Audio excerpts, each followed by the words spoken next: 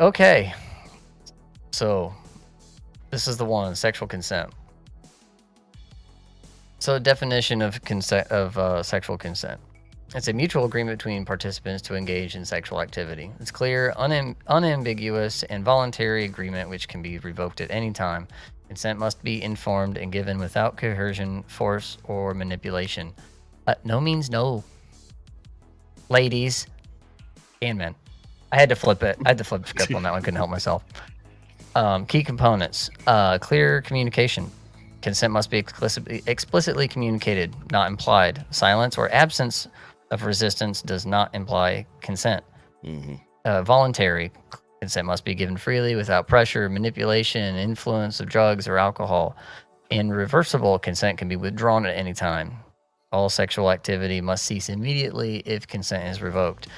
Actually, once that happens, a lot of times these chicks, like some of them still, they feel that regret in the middle of it. You have to be sure, guys, or ladies. If there's a dude that decides, because this can go both ways, even though it's kind of heavily weighted against guys in the court system. Like once you get there, sorry, like it's done, and now it's a he said she said moment. Informed. All parties must have a full understanding of what they're consenting to. And specific. Consent for one activity does not imply consent for another.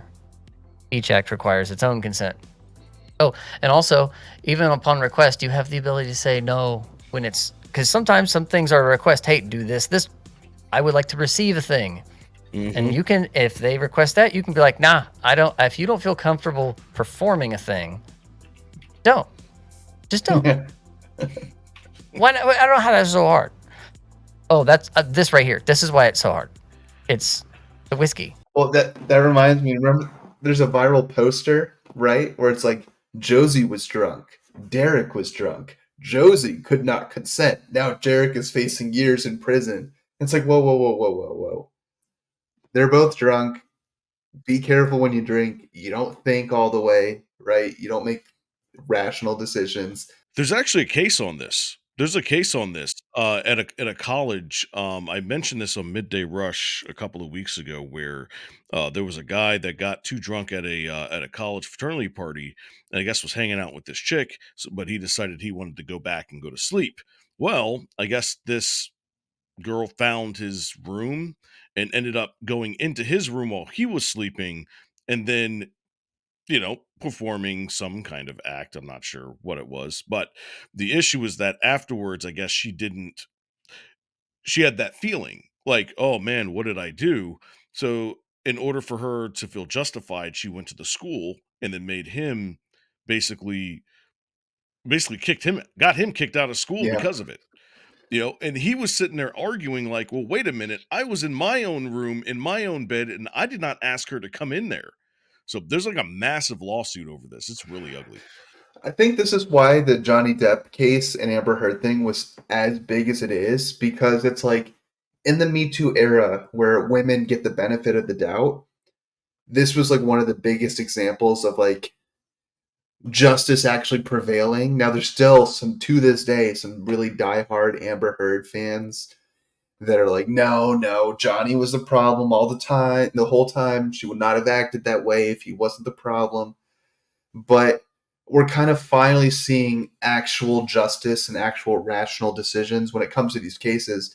Now, that being said, a case like Johnny Depp and Amber Heard, right, it only got to that point because both parties ignored clear warning signs how many times, you know? So it's just like, trust your gut, I would say, especially when you get into these kind of like crazy scenarios, I guess is the word.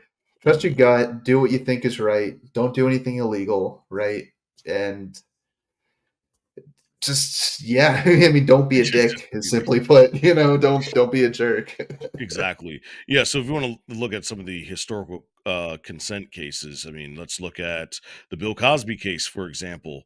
He's a renowned actor and comedian, and then you had the woman, Andrea Constant or Constant, accused Cosby of drugging and sexually assaulting her at his home in Pennsylvania. And this was back in 2004. He was still old then. He was what, in his 70s? Pill Cosby. Yep, Bill Cosby. Yeah, and it's one of the many allegations that he faced. The only one that fell within the statute of limitations of criminal prosecution. So his trial was in June 2017, and it first ended a mistrial due to a deadlocked jury. Then the retrial and conviction was April 2018. During a retrial, Cosby was found guilty of 3 counts of aggravated indecent assault against Constrant. His sentence to 3 to 10 years in state prison. His conviction was seen as a significant victory to the Me Too movement and survivors of sexual assault. Me Is Too. there such thing as a decent assault? Uh, Is this like just Self-defense? war theory? Self-defense would be a decent assault, maybe. I'm sorry. I just derailed the whole thing. I couldn't help it. Well, Couldn't no. help it. So with to bring some- Cosby though, like this also, it's like, I think, and obviously there's all guys right now on the panel that we have, but at the same time, I just can't help but notice the phenomenon that, like, for whatever reason, women just wait too long to say something. When they have all those, when you're at airports or train stations, they have those PSAs, those posters. It's like, if you see a bag lying around and no one's near it, say something. It could be completely innocent. Someone dropped their backpack, someone's in the bathroom, but just say something, because if there's nothing going on, no harm, no foul. And I just feel like in these scenarios where women feel that they were abused or even worse, like, don't wait. Speak up. People need to die. And this is like just a general thing, not just for like consent. Like, or have somebody else speak up for you. yeah. You Or know, in Yeah, and in the aftermath, even if say you're legitimately assaulted, and it's bad, don't hesitate. We were just talking about medical stuff earlier. Get the kit, do it. If you don't, you have no evidence. Your arguments and your accusations do not hold water, as far as I'm concerned. I don't buy it, because you have it. You have something in that moment, whether it's your physical condition, your mental condition, all of the above. Take that evidence and run with it somewhere. There is somebody in the world of Me Too, where they're able to go and defend these horrible women that will lie, like the Amber Heard. Don't think that your legitimate case is going to be looked down upon. Just go, do it. Well, I was like, I feel like if we're talking about like the 1950s, like the pendulum, like men got away with absolute terrible behavior. And now you're looking with the Me Too movement, right? People think you can't, like, this is a huge problem you see on TikTok, where like young girls or I should say young women are like, chivalry's dead. Men don't come up to me in bars. It's because like we've seen where that goes. Like, people get accused of like SA for just dropping a pickup line. And so I feel like we're slowly coming back from that into the middle ground where truth and rationale actually exists. So as society as a whole, we are doing better on this issue. Trying to white pill right here, That's I don't want to be so doom and gloom. Exactly. So if we want to go off of that and we want to talk about bars, I got one coming up for you here in a second. But before that, let's talk about the hypocritical notions and future implications, and such as double standards. And to make this a little interesting, I decided to throw race into this. So we're going to go ahead and compare 2 controversial legal cases and to highlight the significant issues of the justice system. In the case of Albert Wilson and the case of Brock Turner, both cases involved young men convicted of sexual assault, but the outcomes and public reactions were markedly different. We'll explore the details of each case and then present each of the sentences that were given. So this was Albert Wilson. So he was an African-American man that was convicted of rape in Kansas in 2019 based on minimal physical evidence. The case involved allegations of a white woman who claimed that Wilson assaulted her in a bar. This is the part that I was telling you about, Kellen. So met her Okay. at a bar, then went back to his apartment where they kissed, and then maintained that there was no sexual intercourse. DNA evidence did not conclusively support the claims of rape, but he was still convicted and sentenced to over 12 years in prison. Now, let's go to Brock Turner, which I know a lot of people know about this guy. So in 2016, Brock Turner, a white Stanford University student, was convicted of sexual assault and assaulting an unconscious woman behind a dumpster. Witnesses caught Turner in the act, and physical Wow. evidence confirmed the assault. His sentence Turner was sentenced to 6 months in jail, which he served only 3. This is tough. There's a lot of things I could say here because if you look at just the facts that you just laid out, there's obvious injustice, right?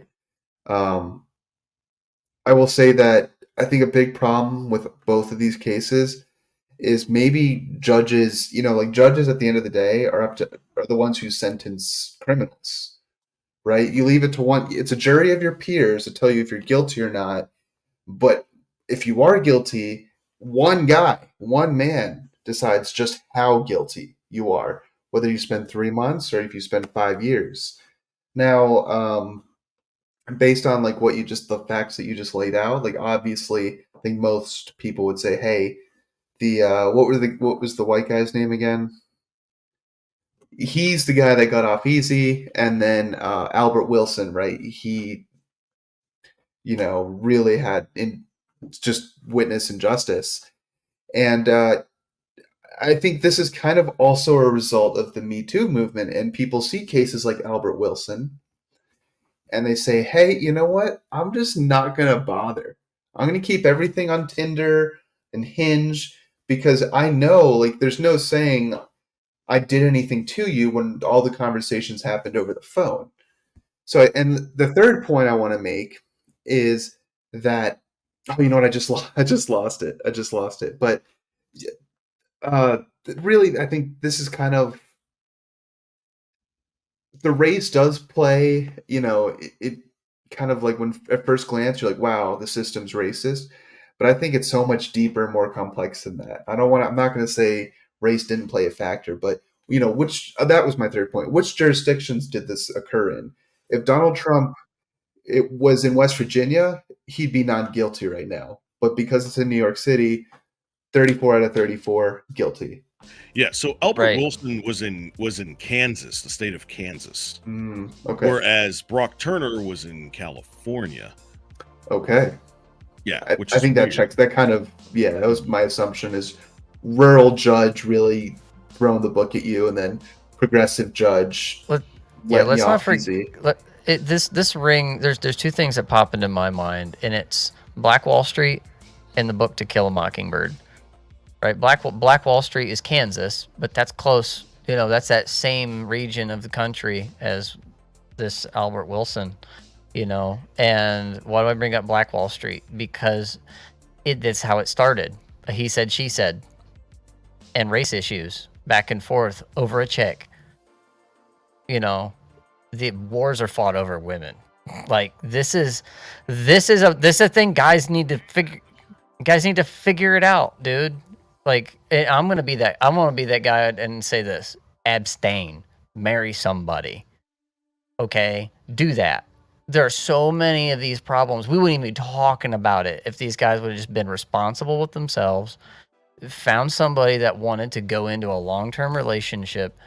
I'm not saying I'm perfect, bro. I played look at my wall full of guitars. Just look at it and just, okay, there's the evidence. That's all I need to say. Okay, I'm fully aware of myself. However, I have wife and kids, and my life is great. Okay, this is the way. The other thing I was going to say is where are they meeting these women? If it's 2 a.m. and you're at a bar in the city and you meet the girl, you're rolling the dice there. Well, right? I mean, one at a bar and the other one behind a dumpster. You pick. Right. Well, what I'm saying, my point here was it's not really about those two cases, but like, yeah, I know. The girls at your local church, they're not gonna you're not gonna get yourself into these situations if you're a good person. Like you're 9 times out of 10, 99 times out of 100, you're gonna find another good person. If it's doing a sport or a hobby, you're getting a little right? underwater again there. Oh, I'm sorry. It might be my internet, guys. I apologize. No, this you're is good. better. Yeah, right there. Or maybe when I just start talking a lot. But the other thing, it's like, where are you meeting? And it's not just for women; it goes both ways. Mm-hmm. Guys that you meet at the bar at 2 a.m., they're not gonna marry you, right? They're looking for a quick fling. So it really depends what you're looking for. And if you're looking for a wife, like you're saying, find a wife. do them, find good, healthy hobbies and go do those hobbies. And at those places, you will find people that you truly gel well with. Absolutely. Absolutely. I've believe it or not, I found my wife on Plenty of Fish when it first came out, you know, but we seem to have a lot of things in common. Like we both like to travel. Like this year, we've already traveled 3 times and we've got 2 more trips planned out for the rest of the year. But, but on top of that, like we found each other because we just kind of had like we had a common bond on multiple factors. Us being the firstborn, us being sort of Mm. uh, like being around people. She worked in the Peace Corps, and I ran a bar entertainment business. So there's a lot of things Right. that work, that kind of work together for the both of us.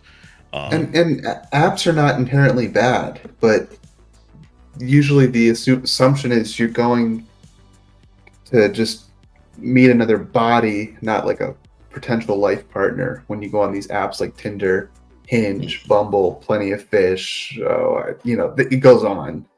But if you're authentic and you're true about yourself, you're only going to find people that also share those values. If you're not finding people, you're not going to want them anyway. So I exactly. don't think the apps get a hard time, but I don't think they're inherently evil or bad. Exactly. Yeah.